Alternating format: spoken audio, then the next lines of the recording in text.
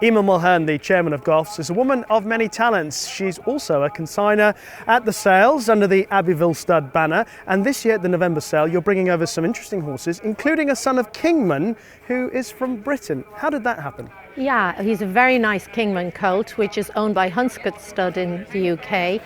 Stephen Smith and Chris Humber own him. And the stud is interestingly managed by Andy Lloyd, who was a cricketer, very famous cricketer for England. Even I remember him. I think he opened the batting at one point. So it's very exciting. He's a lovely horse. And I think the owners decided that the colt would fit in very well in the Goffs November Sale. Selling on the Wednesday when there's so many really high quality foals for sale. They just thought it would be a very, very good fit for this foal, and I have to say we're delighted to have him. He's a gorgeous colt. Beautiful, rich bay, lovely head, great walk, lovely size. And of course the dam is a half-sister to two Group 1 winners and closely related to Pincheck, which is trained by Jessica Carrington, as you know.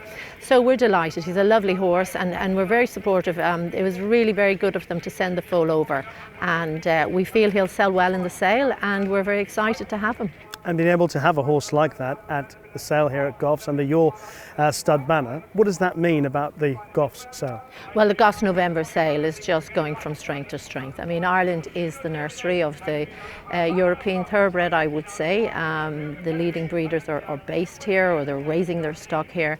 So it really is the nursery, and this is where the foals are located, and it makes sense to sell them here in Ireland. And more breeders are supporting the Goffs November Foal Sale, which is really a superb sale, and there's really no need to travel horses any further than here. And I think breeders recognise that, and now there are some inspired breeders who are recognising that in the UK and travelling their foals over.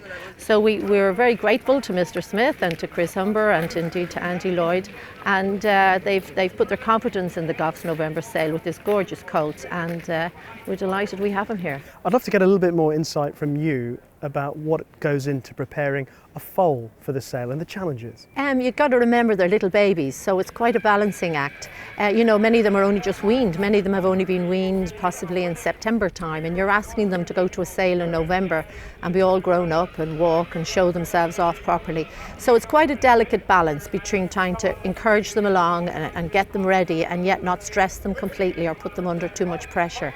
So certainly in Abbeville we would start, really it starts midsummer. We start feeding the foals, creep feeding them when they're with their mothers, because you can't suddenly start, you know, giving them a lot of food and a lot of supplements. It's got to be a gradual thing. So probably from about midsummer we're starting to feed them, we're starting to encourage them to eat on their own, and we're giving them the various nutrients and supplements that they need. And then about 6 weeks from the sale we would take them in and start them. But they'd be very well handled at that stage, because again you can't do anything too quickly with them. And so over a 6-week period we would gently introduce them to work and start to build the work up very, very slowly, very, very slowly. So we hope that by the time you get to the sale you have a fit animal, because they are shown so many times. If you don't have them fit enough, it's very hard on them. They just get exhausted and they really can't show themselves.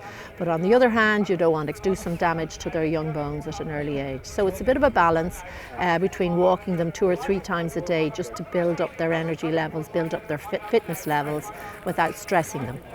Well, that's a fascinating insight. Eimear, thank you so much for chatting. Good luck. Thank you very much.